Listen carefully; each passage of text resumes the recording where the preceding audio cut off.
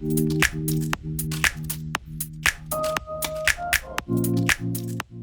s'agit d'une exposition qui s'appelle, le titre générique c'est Fast Fashion Victims, et elle est centrée autour de 24 sculptures, toutes réalisées à base de sang, mais de manière expérimentale. Donc il y en a qui vont être plutôt faites avec du plâtre ou de la colle d'os, parfois j'ai ajouté de la chaux, enfin voilà, j'ai essayé plein de choses.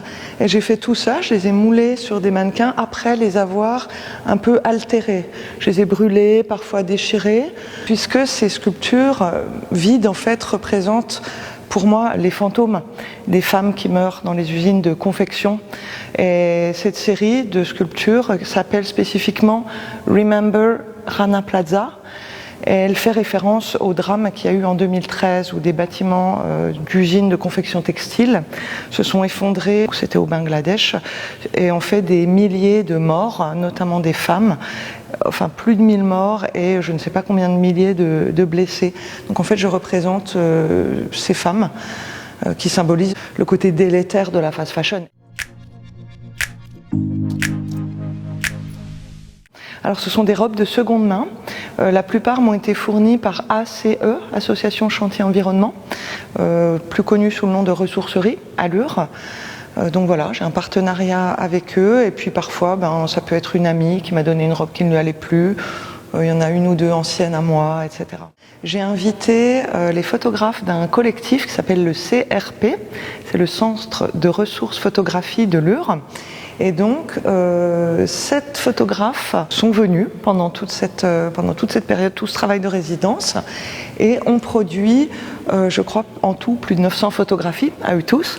Alors, on a fait ensemble, collectivement, un gros travail qu'on appelle d'editing, et cette série de 21 photographies s'appelle Matière visible. Ce qui est intéressant aussi, donc au-delà du toucher, ce sont les couleurs, puisque le sang, selon le stade de séchage, a des couleurs différentes. Alors là, c'est un diaporama qui a été fait aussi à partir des photographies des membres du CRP qui ont participé. Donc là, c'est, on va dire, moins de la photo d'art, c'est plutôt de la photo documentaire avec un aspect un peu pédagogique, si on peut dire, pour montrer comment ce travail de moulage a été réalisé. Alors ça, c'est ce qui va servir de scène à une performance qui s'appelle elle-même Fast Fashion Victims.